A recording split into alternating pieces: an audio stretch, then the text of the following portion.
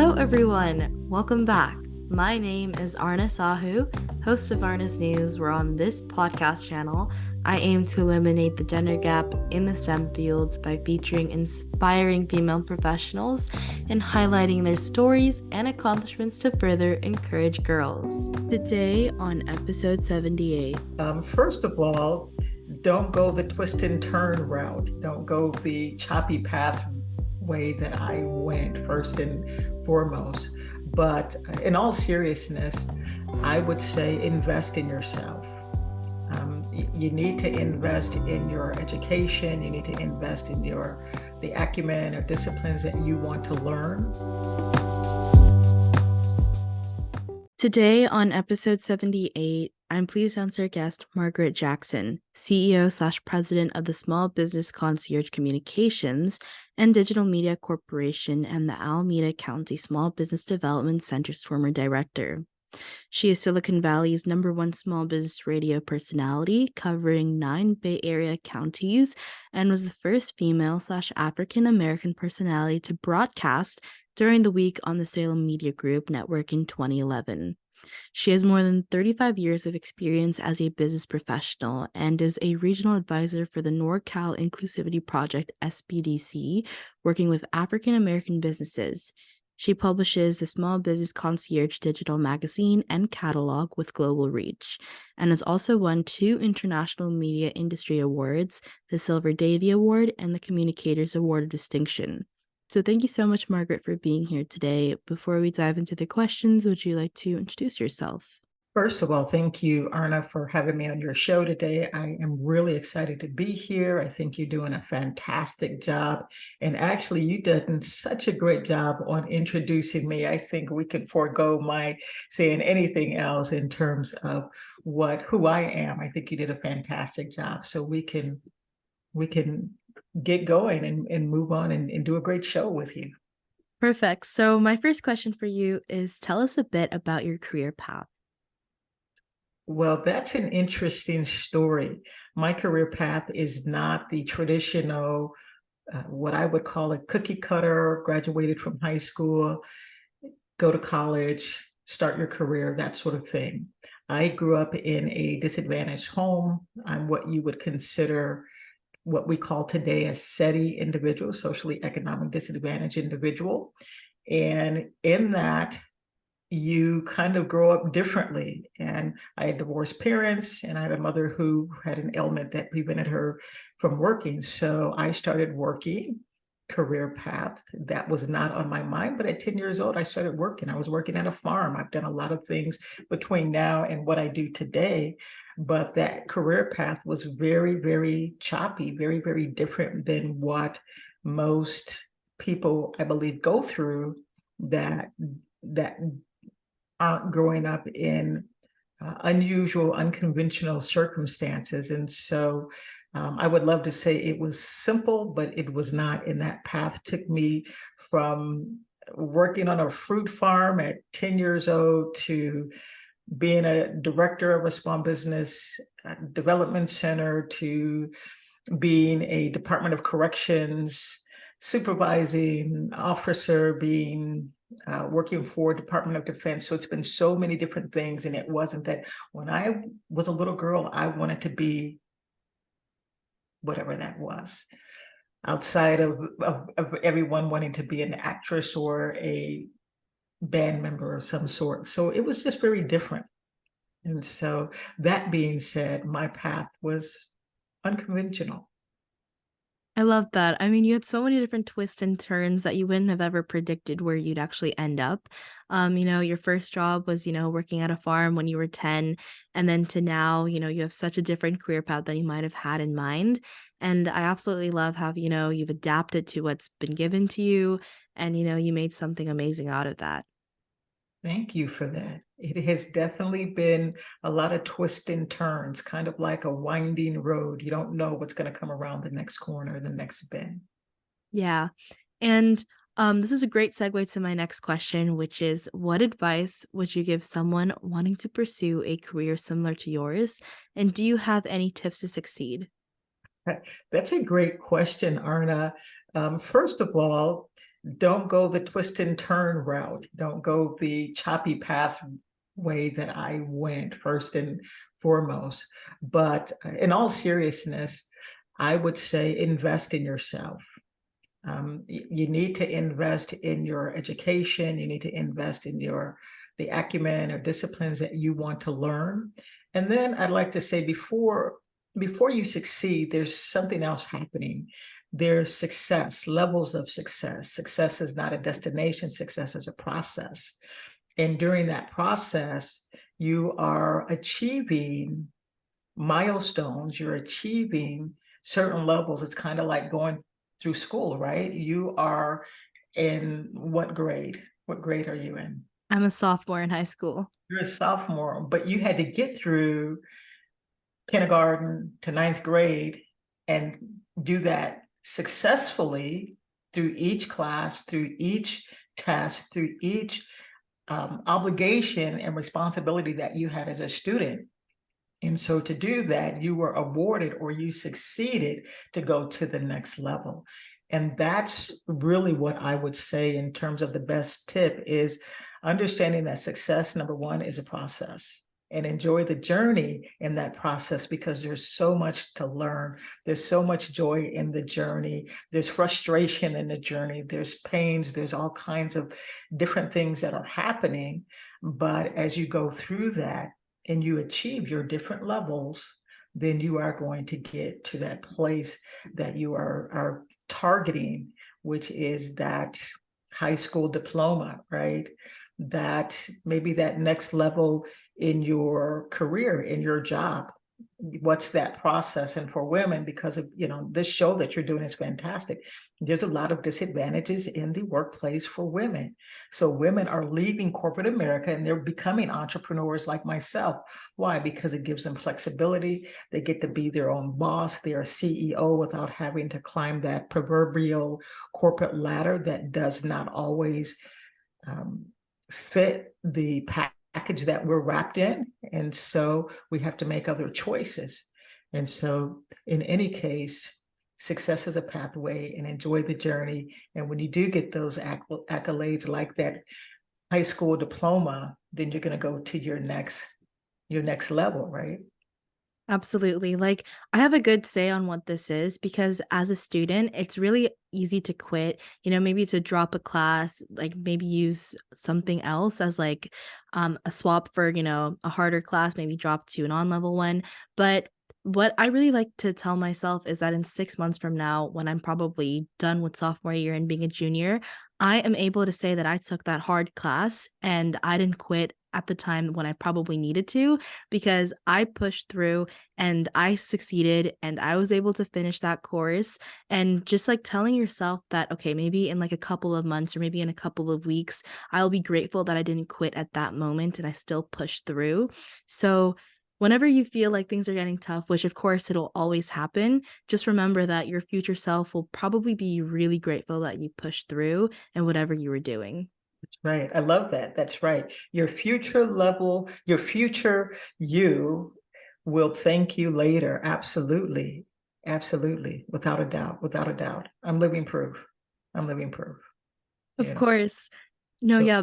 Like whenever I just think that, oh my gosh, maybe I should quit or maybe I should drop this, I think about it and think maybe my future self will be like, okay, that was a good idea. Maybe you should have quit it. Or maybe on the other hand, it might be like, oh, you should have just continued it because then it'll give you these opportunities. If you just push through for just a little bit longer, you'll realize that it was a good decision to actually stay and be loyal to whatever you're doing. that's right. It sets you up for that next level. And of course, there's those outliers that you're like, I should have quit and I should have got out as an entrepreneur. It's like, get out before the ship sinks. And there are those times, but there's absolutely many, many times where the going gets tough that you persevere and you keep going. And you don't realize those next level of successes or opportunities if you don't press through. And so you're kudos on that. Definitely push through those processes that make sense, that can take you to your next level, the next version of who you're going to be. Absolutely. You're going to love it. Thank you. And my question for you is, what is a common myth about your profession that you want to debunk? But I'm an entrepreneur and I help a lot of small businesses from tech industry to food industries to coaches, consultants, therapists. It's just retail across the board. And somehow there's this myth out there, and I talk about this actually on my radio show, is you don't need a business plan. It's antiquated, it's out of date. And that's just not true. Ask a Fortune 1000 company who's doing 500-page business plans for the success and the sustainability of their companies and how many different types of plans that they're doing. Your business plan, in fact, your business plan is not even your first plan you should be doing what we call a business model canvas, or your business model is how a company is profitable or how it's going to make money. And it's this 9-panel page that articulates or intelligently articulates what your business model is, how it's going to make money. And that's the cornerstone of a business plan. And so your business plan is the longer version, or a well thought out, intelligent version of how your business is going to create sustainability and a competitive advantage over time. And sometimes I have small business owners that are frustrated because they just want to run into business. I want to sell, and I want a great business without thinking anything through, without thinking about the costs, without thinking about the pestles, which you do not control, which is political, economic, social, technological, legal, and environmental, that can slam against your business. And then what are you going to do to respond to that? And so I would say business plans are not antiquated. They are for today. You have different versions of what that could look like. It could be a one-page business plan. It's not the end goal, it's not the end game, but it is certainly gives you some framework. Or it could be a lean business plan, or it could be something more in depth. And my first business plan that I wrote for my first company many moons ago, I was able to take that and it becomes an asset, right? I was able to get almost $250,000 in funding. So I would say, do the hard work. Back to Aarna's point is press through. They don't want to press through what it takes to build that plan, but press through. It will force you to critically think about what you're not thinking about, from your technology to your business processes, to your keys to success, your objectives, your missions, your target market. Everyone's not your market. So if you say everyone, I'm going to say you didn't do your homework. And so business plans, get them done. Absolutely. Like, I totally love what you just said right there. What you just said was, don't go into things really headstrong, like actually plan out things, figure out, what's realistic, what might not be realistic, and how you can actually stick through and make yourself successful with what you're doing. And I want to go back to, the point that I said before, that, your future self is probably going to thank you for staying in there, doing your best job. But at the same time, if you have an unsuccessful or unrealistic business plan, maybe that's your sign to not continue what you're doing, because it's going to be a failure. But at the same time, dive into things knowing what the actual pros and cons are, and what's going to set you back and what's going to give you success. Because if you do things without any rationale, things most likely will backfire. So yeah, just make sure you dive into things with knowing what you're actually doing. Absolutely. With your eyes wide open, take off the rose-colored glasses because you think your business and what you're doing is the best thing since sliced bread. So if you have the best chocolate chunk cookies, on the block where you live, but you don't have a plan of distribution, or you don't have a plan of how you're going to market and develop that business, then it becomes very, very. And you can have some successes without a plan, but you will always leave money on the table. You will always lose money. You will always miss opportunities, and you won't realize the other revenue streams, right, that could come out of really doing the critical thinking. Albert Einstein said this: critical thinking is hard work. That's why so few people do it. Absolutely. Like, that totally summarizes what that is because, if you don't critically think about what you're going to do, your future endeavors, then how will you be able to achieve that? You kind of have to have some rationale in your next steps to figure out, oh, will this set me up for success or will it set me up for failure? Right.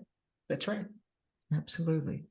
Absolutely. And my question for you is if you could step into my shoes or younger self, what would you have asked yourself that I didn't? Where are you going from here? Probably like artificial intelligence or, going up, I guess, the corporate ladder. I'm not too sure, but definitely something in STEM. Okay, for sure. Not tech entrepreneur, huh?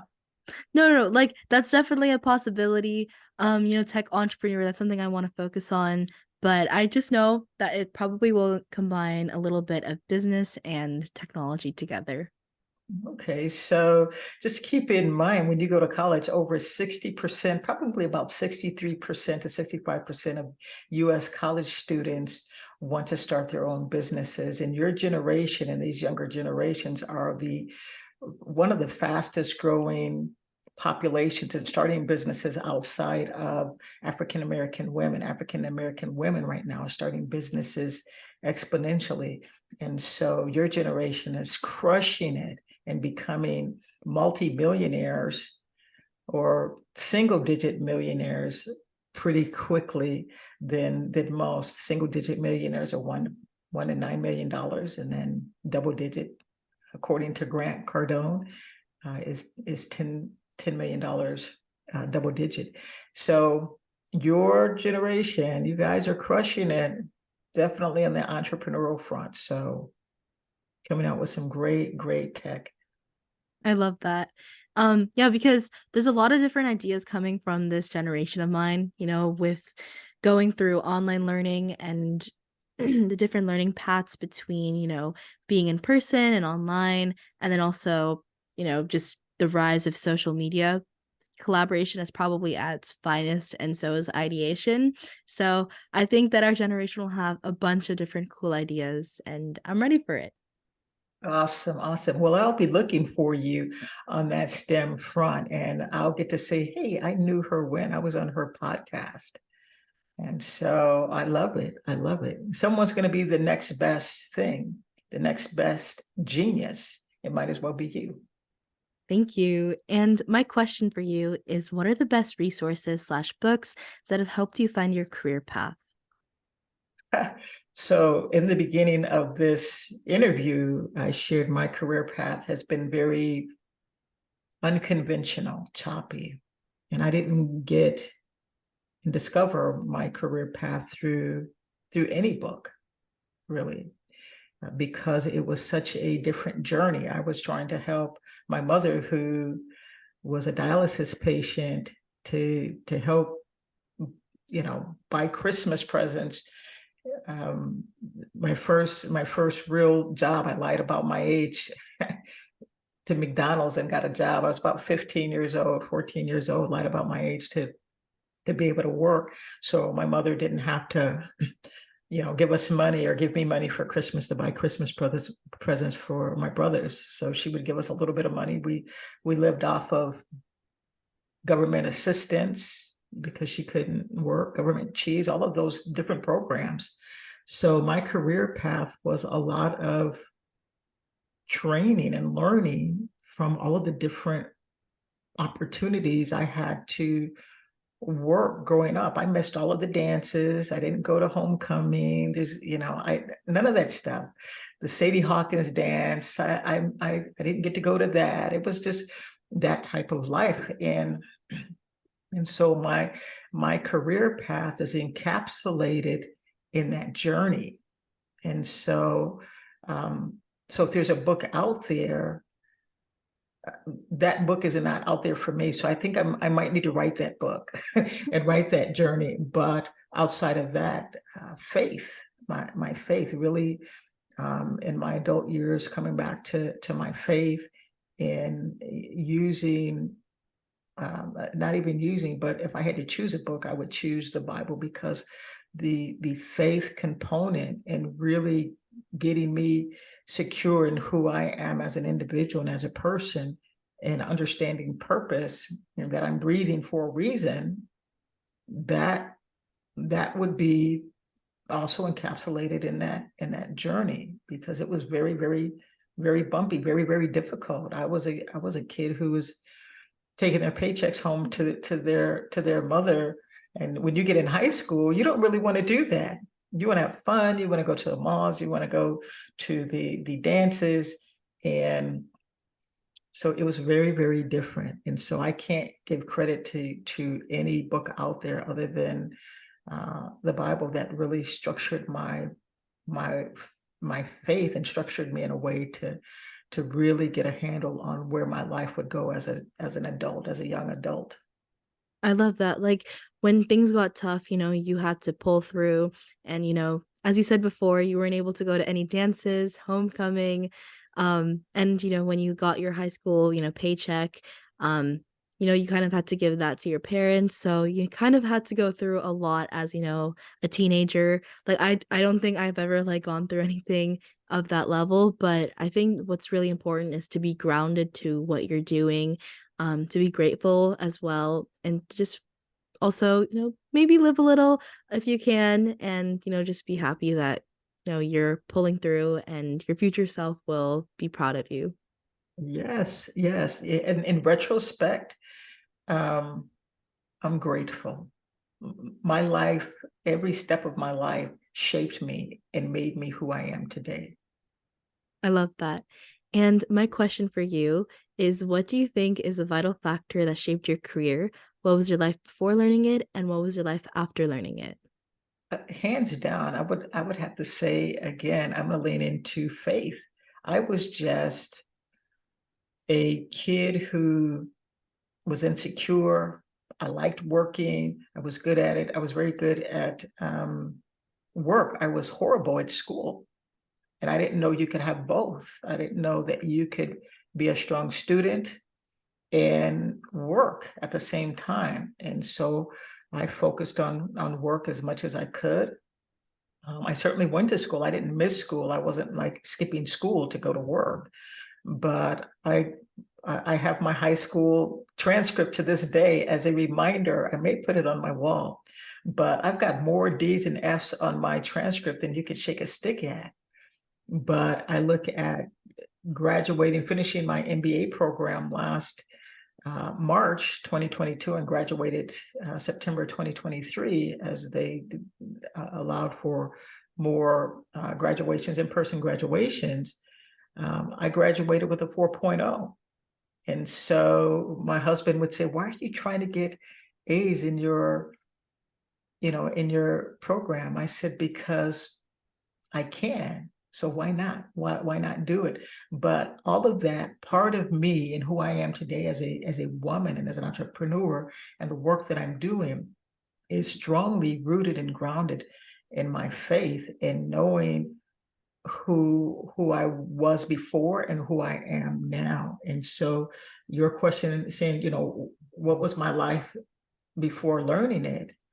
It was it was a mess. It was a hodgepodge of a lot of different things. I had a great work ethic, but after it, there was this structure, this pathway of taking Humpty Dumpty and putting Humpty Dumpty back together. And now I've got a clear vision. I know who I am. I know why I'm here. I understand my potential. I understand my passion, power, and posture, and position, and purpose, and principles for me to dominate in my space. And I understand that pain has purpose. And so that even gets factored into everything. So sometimes don't fight the pain in your purpose. I love that. I mean, what you were able to do, I think, was actually tremendous because, you went to school, but after that, you kind of went to work, you got your paycheck, you sent it over to your parents, and, you did a lot of things. And then later on, when you did your MBA program, you decided to, if you were able to get A's, you wanted to, and you were able to manage both of the spectrums, both professional life and academic life. And I think that's truly amazing. Like what you're able to do, you actually learn from your past and how you're able to implement that into the present. I think that's super amazing. And I think that's a really cool life lesson you learned along the way. Thank you for that. And I want to make one correction. My mother was a single parent. My parents divorced when I was 4 years old. I didn't see my father again until he passed away, and I buried him because I was the next of kin. And so if I was handing that paycheck over, it was to dear old mom, and she was, like I said, in high school when you get to that point, but it taught us how to share, right?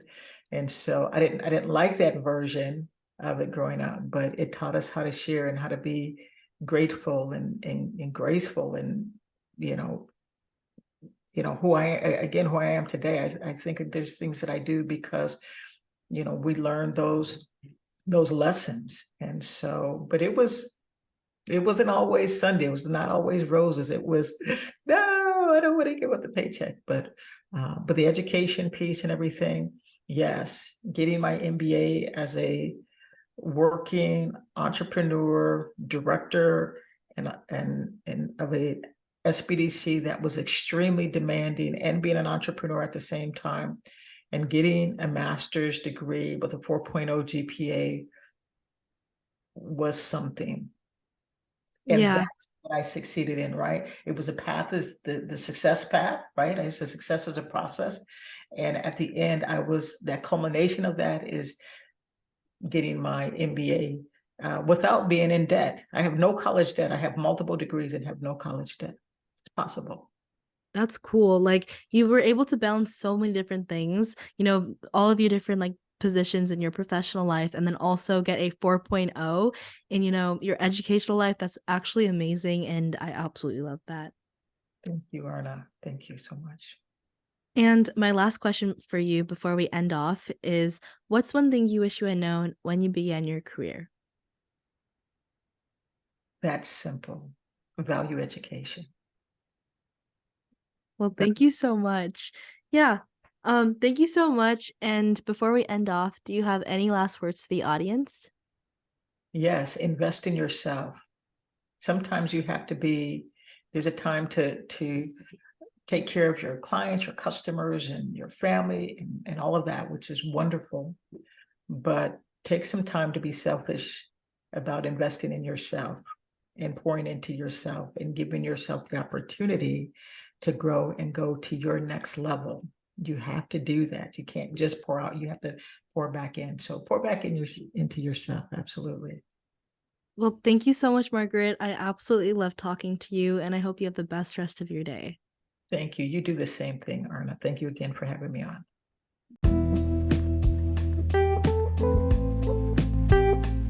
And here are my 3 cents on this episode with Margaret. 1, continuous growth and learning, investing in yourself. By allocating time, energy, and the resources into personal and professional development, you recognize the importance of continuous growth. This might include acquiring new skills, expanding your knowledge, or enhancing your well-being. The lesson here is that your personal evolution is an ongoing journey, and the more you invest in yourself, the more equipped you become to navigate challenges and pursue opportunities. 2, resilience and persistence, choosing the less choppy pathway. Opting for a less turbulent or uncertain path doesn't necessarily mean avoiding challenges altogether. Instead, it implies making strategic decisions, planning, and being mindful of potential risks. In the process, you learn the value of resilience and persistence. Success often involves overcoming obstacles and setbacks, and by choosing a smoother pathway, you can build a stronger foundation and develop the endurance needed to push through difficulties. And 3, success as a continuous process. Success is a process that you should push through. Success is rarely an overnight achievement and is a result of consistent effort, learning from failures, and adapting to changing circumstances.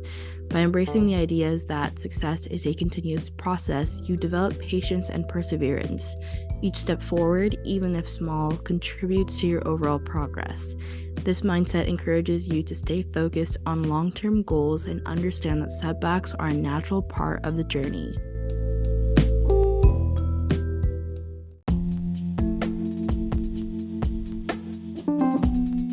Thus, that concludes the episode for this week. If you want to know more about how I relate to these amazing topics, then stay tuned for upcoming episodes. A free way to support this show is by leaving it a 5-star rating and a review on the player you are listening to. Let me know what you enjoy about this podcast, as it's a chance to tell me what you love about the show, and it helps others discover it too. Once again, thank you for finding me, and I hope we stay in touch with each other. Zito, you're listening to Aarna Sahu, the host of Aarna's News. Toodles!